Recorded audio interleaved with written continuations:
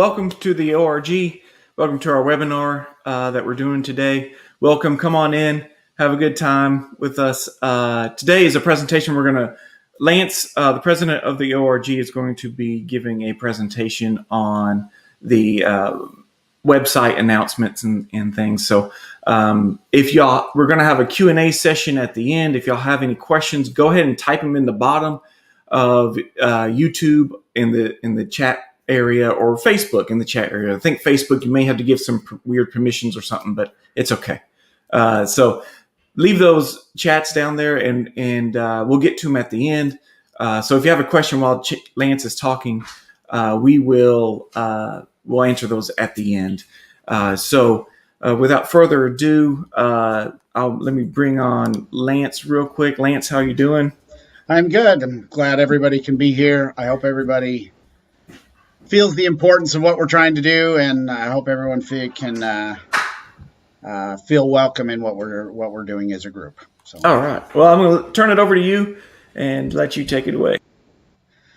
Guys, I'm really excited to be here. This comes because of the culmination of much of work from a group of people who share the same vision. I'm looking forward to working more with you in the future.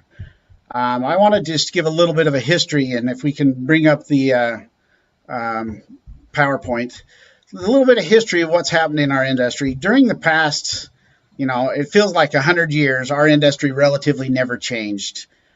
We used same equipment that was used. I mean, Whip Mix, I have a vacuum former or vacuum mixer that I swear is 80 years old, and it still would work today if I plugged it in.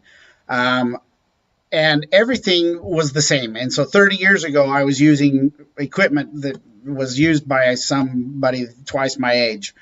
But in the past 10 years, things have changed really drastically and quite rapidly. Technologies come in, scanners, 3D printers, not just printers for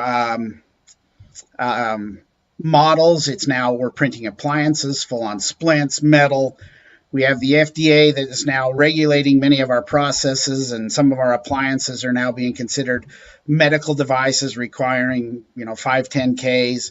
And many of the doctors are even unaware of what is required in order to run a laboratory. We have OSHA requirements that for all of our health and our safety. We have COVID that crept in, and it's affected many, many people. And including shutting laboratories down for an extended period of time.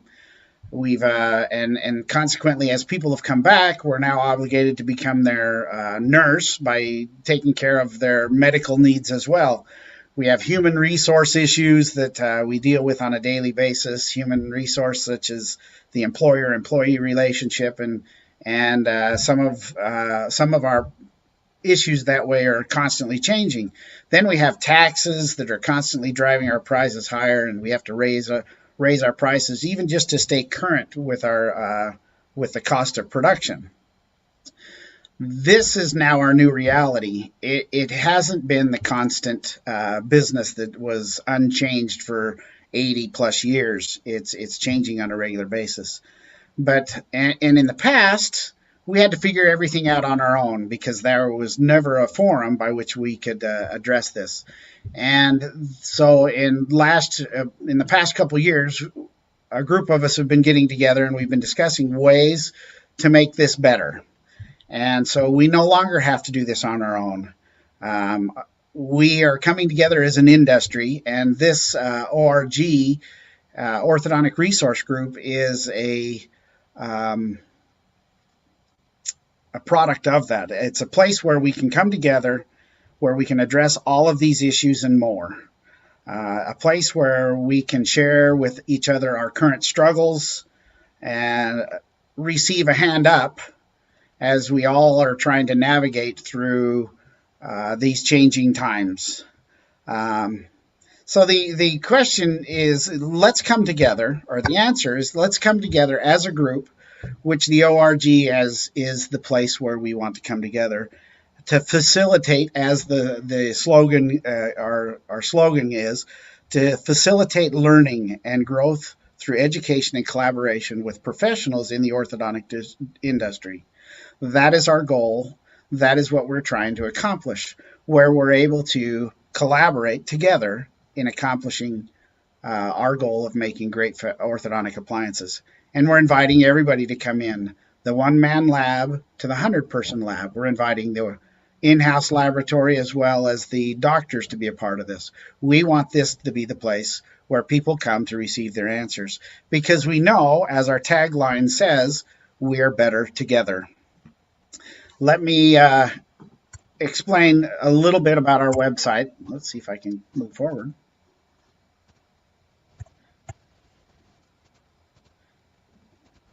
We're not moving. So let me see if I can get that to move forward a little bit. Escape.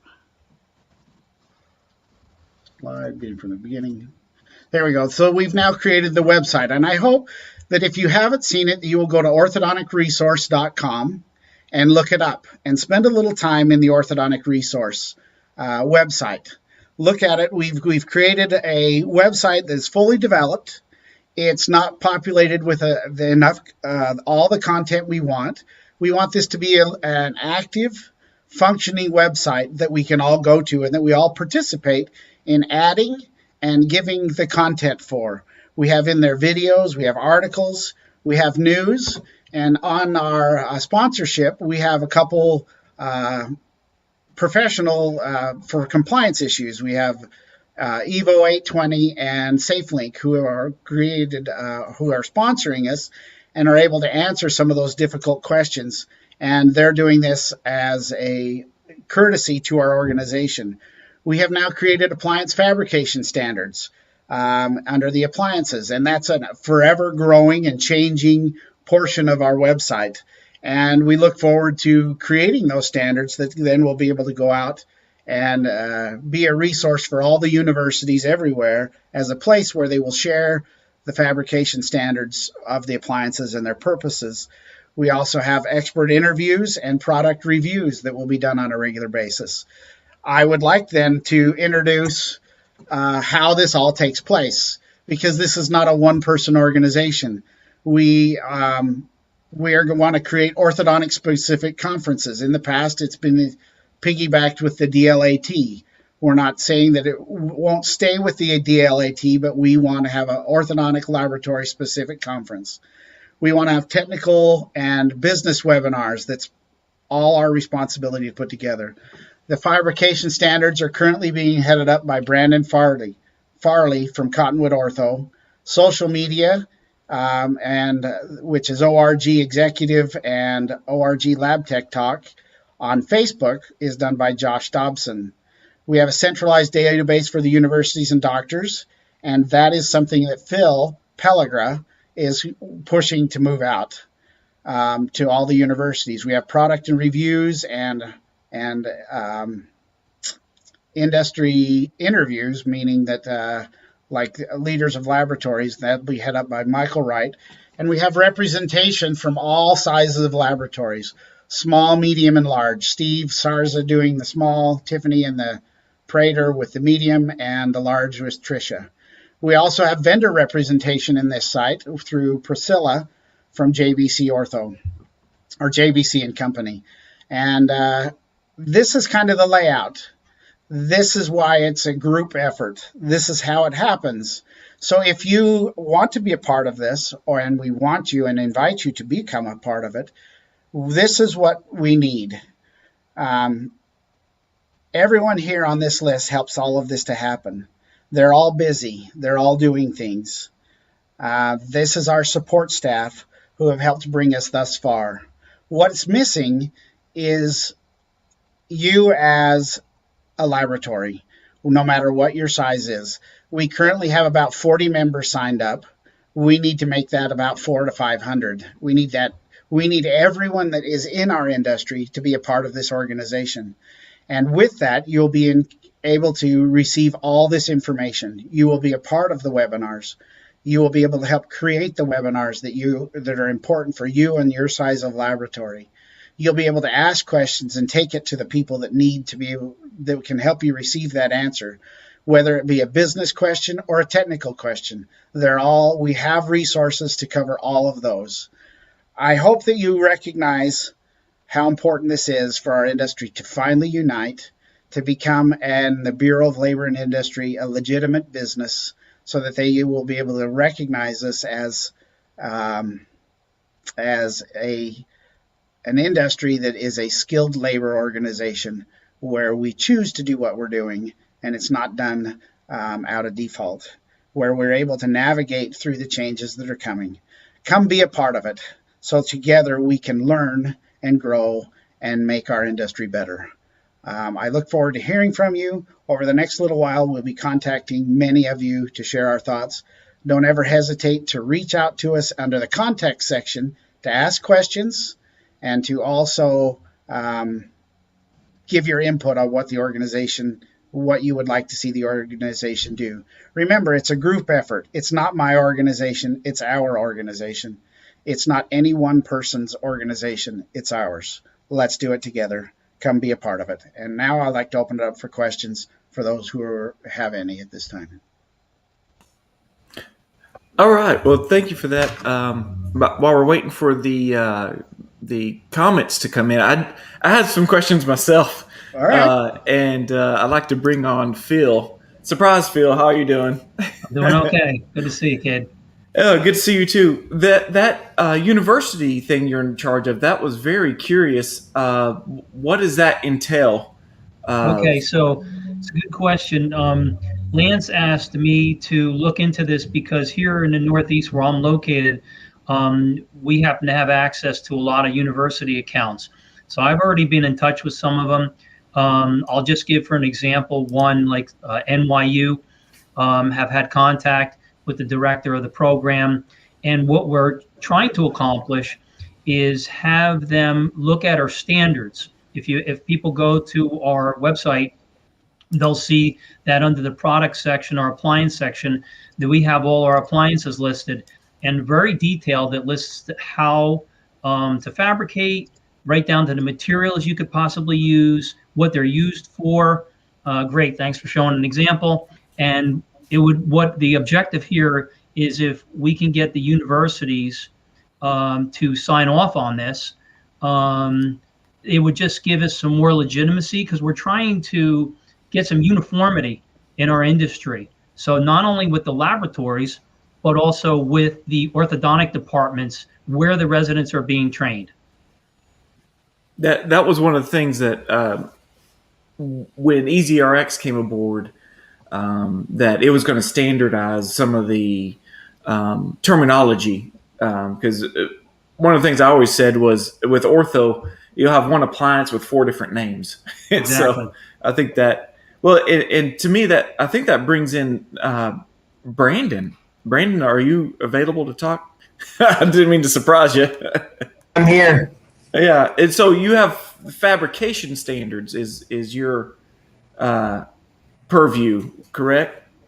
Correct. So kind of the angle that we're trying to take is I'm heading up the designs. We want this to be an open forum to our members. So as we're going along and creating our catalog of appliances, we're going to submit these to the group as a whole and let everybody have their input onto maybe we want to have a different name for it or something is a little bit different or off and kind of come together and have a census to what the name should be and then what the basic standards are. So I'm really excited to start hammering this out and get this completed. But I think overall, we all get frustrated with just the idea of having 6 names for one appliance.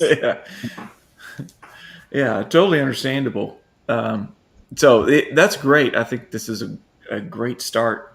And so I did have another question. I'm not interrupting. I'm still waiting for him to come in. But I kind of wanted to bring in Tiffany and Trish, if I can. Trish, are you available? There you are. You are both heading up the medium. Steve he's in the comments, but he's not on the stream. But as far as now, what are these groups going to be for the medium and the large labs? I guess I can kind of start with my vision without real lack of direction. I hope this is okay, but my vision is that these groups and these forums are really going to focus on the needs and the needs of the large laboratories. So, what's on your mind? What keeps you up at night? What are the issues that you're dealing with? And then, how do we, as a network, really tackle them? Look at them, share knowledge, share best practices, and then who knows, long term, are we bringing in specialists, or are we sharing consultants? Are we, and then how do we maximize really the power of larger groups with these? We have a much larger relationship with like a Paychex or an HR firm than a smaller laboratory. So are there opportunities for us to really maximize those types of relationships, but then also share best practices, learn from each other, making sure that we're on the right track? I mean, there's so much out there that is going on where we are blinded. We have no idea if we're doing right, wrong, and different what we're doing. So how do we kind of work as a team and come together and really leverage one another, and to the whole vision of the ORG? Together, we all know more. So how do we maximize that in the large group laboratory setting? And Tiffany, you've gone from small and you're growing into medium. How will the ORG help medium labs? Because you're probably coming into the same questions you need help with. Everybody else does. Yeah, I know the ORG is going to help me a lot, because especially having people like Trisha and Lance that have been through that transition, I know I can go to them and ask those questions. But as far as kind of facilitating and taking over the medium size lab group, it's kind of the same with Trisha. I think it was yesterday, I told Lance I would do this, or the day before. And so I haven't really had time to talk to anybody about what that looks like yet, but it's kind of on the same lines of what Trisha was saying. I think it would be really cool for us medium lab group people to maybe have, not a weekly Zoom meeting ourselves, but something, consistent where we can meet together, be like, hey, this is what I'm facing this week. This is new things that I'm tackling. How do I do this? What do I do? And we can, try to find answers for that. Because we do face, just even from being a small lab, medium labs have different challenges than, large labs do. So I think it'll just be a good community to have. So part of the way that happens is they'll be sending out emails inviting people, and what drives this is what the members dictate. So as Tiffany and Trisha and Steve receive questions and feedback from this size of the laboratory, that drives them in making and creating the forums that are necessary for making creating the what's going to be shown in the webinars or discussed the following week. So Steve is like I said, he's in the comments. My focus is to help the little guy, girl make more money, learn what each other is doing that makes their labs prosper, et cetera, et cetera, et cetera. And teach, which is what he does on his YouTube channel. And he has a lot of knowledge on, man, Steve, how long have you been a one-person lab? I think it's been decades, if I'm not mistaken. He might have a little more gray hair than me. I'm not sure. But some of us have hair to give gray. That's so let's. Well, let's. I don't see any more questions, except for I do need to ask Josh something. Josh, I can't hear you.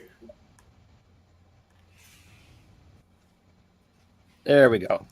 Oh, so Steve was 25 years. He's been doing it for 25 years. So he has a lot of knowledge for us small one-person, two-person labs. So thanks, Steve, for that. So Josh, you're in charge of social media. Yeah, I drew the short straw. Yeah.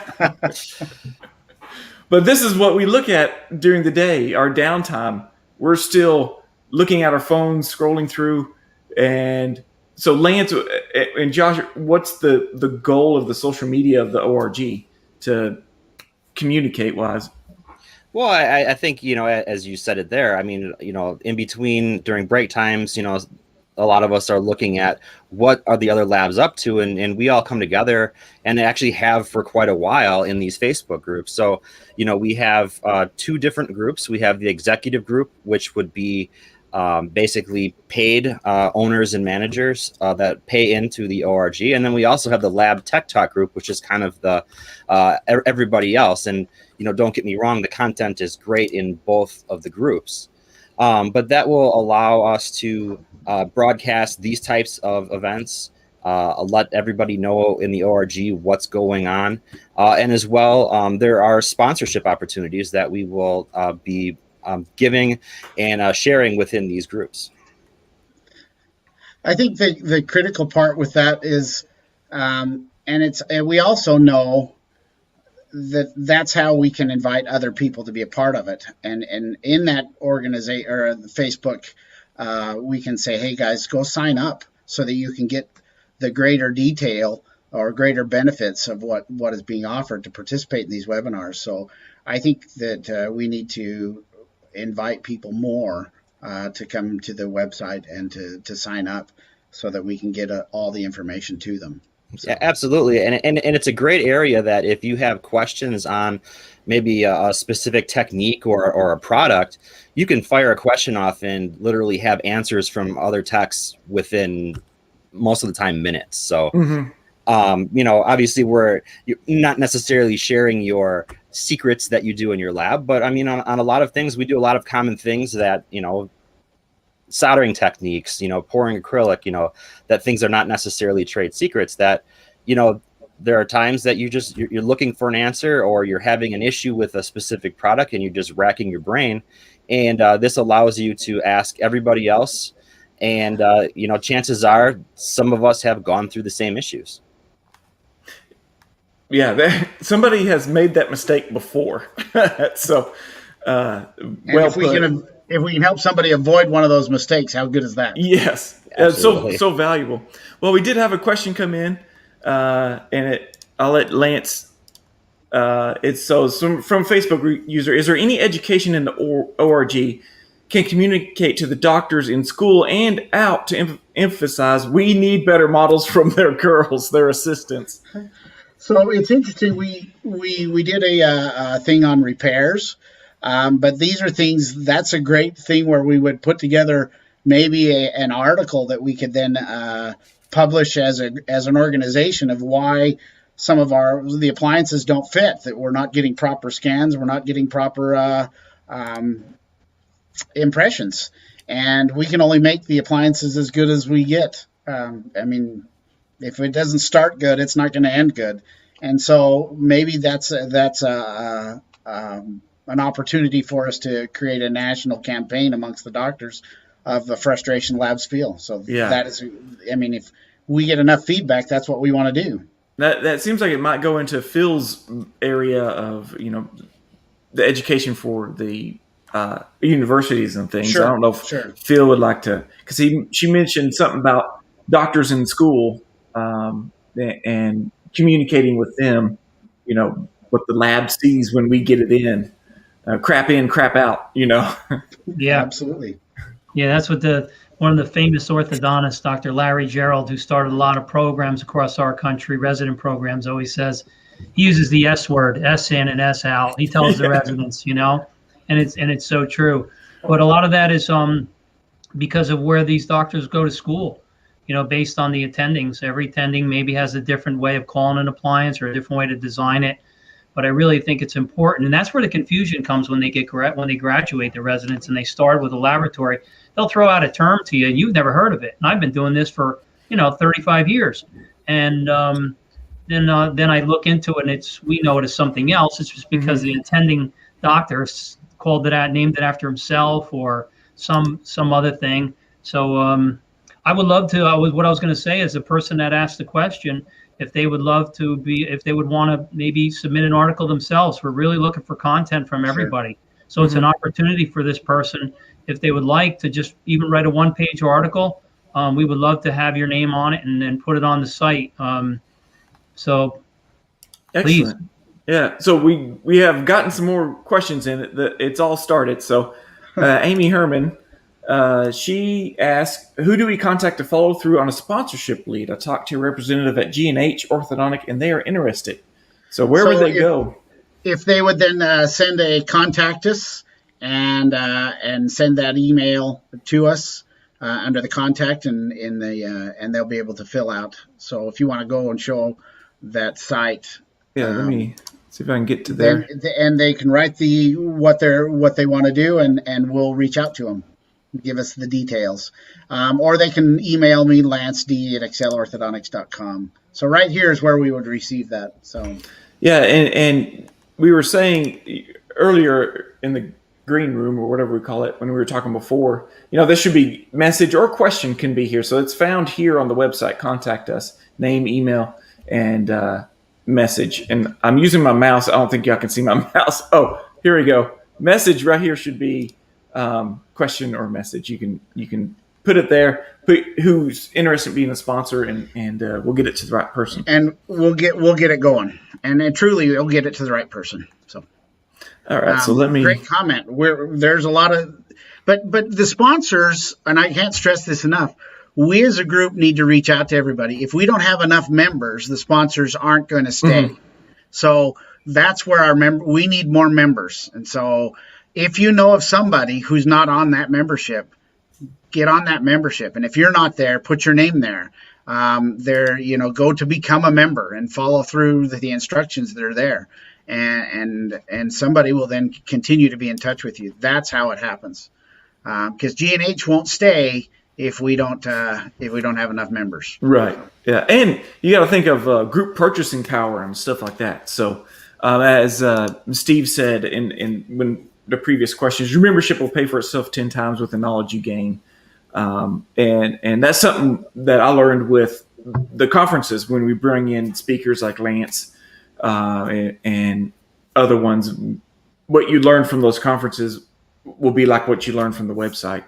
And speaking of conferences, Juan Vasquez, is our annual in-person meetings still being considered? The answer is yes on that one. It's the right location, and right now we've all been dealing with the COVID changing guidelines. Yes, we'll be open in June, and then come June is not possible, and then one state opens and another one closes and so on. And it really has just kind of put all of those annual meetings in an upheaval. But I would like to think that we will still be having them, even if we just get together and just finally meet. I mean, they're going to happen. I just don't know when. I'm still planning on sometime in February or early next year, 2022, that we should be putting one together. There's merit to piggybacking the DLAT and continuing with that. There's merit to also doing the lab day in Chicago and piggybacking with that one. So that's open for discussion as a topic we need to consider here soon. So. He also followed up, our work is a reflection of the effort clinicians put into their work, talking about the impressions Sure. and things like that. And those who take bad impressions take bad scans. Yeah, it doesn't help them any.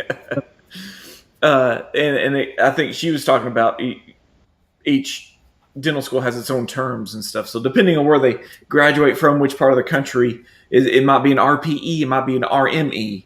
And being able to consolidate that. And Steve had a showcase your lab. LMT is always looking for articles on ortho. So that was a good idea about showcasing your lab. I think that was the end of it. I did wanted to bring Priscilla in for a second, if you don't mind. And it went back to that G&H interested in being a sponsor. I'd like to get her view on why the ORG is important for sponsorship. So Priscilla from JBC, how are you doing? Doing good. Good. Can I ask to intervene there? I just Yeah. want to thank Priscilla for having the vision to put this bug in everybody's ear many, many years ago. So thanks, Priscilla, for your efforts to get us this far. So The snowball has slowly rolled down the hill, collected a lot of interest.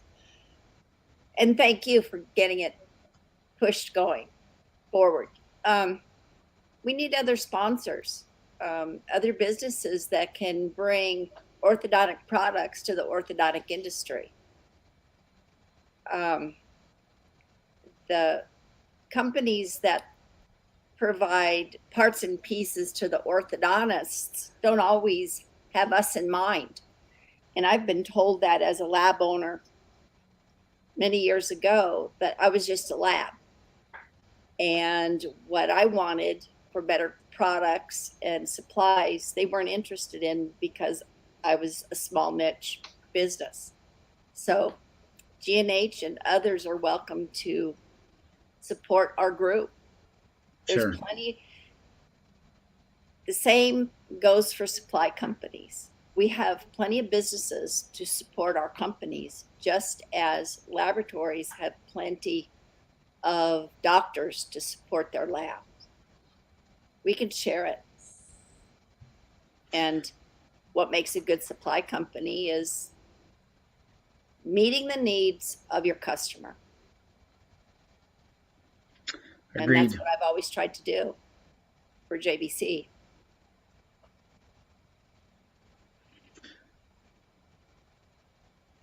Cade, you got muted, Cade. And I muted myself because I wanted to hear what Priscilla was saying.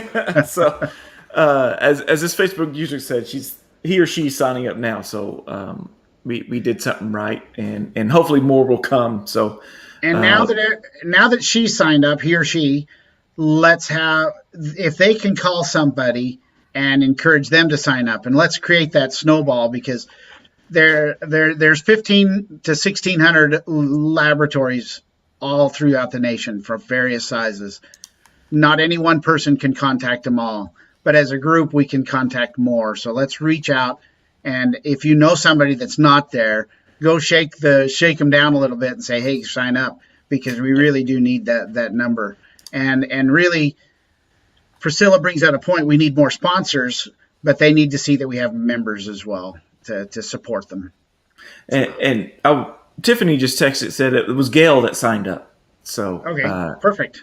Yeah, perfect. Well, Lance, I got another comment come in. Done and done. Thank you, Priscilla. Done very well. Thanks for getting the ball rolling on all this. Hey guys, thanks for everything. I look forward to meeting up with everybody. I look forward in the future to see a yearly meeting where we literally have hundreds and hundreds of people showing up from hundreds of different laboratories of different sizes, where we're all gathering together to meet everybody's needs. It's going to be a great ride. I hope that we all desire to leave the industry better than we came into it. That is my long-term goal, to leave the industry better than I found it, or better than when I came in. And I think that if we all have that in mind, we'll all be better off for it. We're peers as well as competitors, but we can all treat each other well in the process. So I look forward to hearing more from each one of you. And I want to thank everybody who's participated thus far to get us where we're at. And truly, my many thanks of many phone calls as we all figure this out together as well. We all have different strengths, and everybody comes and gives what they have, and we make up the differences where we're at. So thanks again for everything. And I look forward to more in the future. Thanks, guys. Thanks, Lance. All right. I'll end the stream. We'll see y'all next time. All right. Thanks.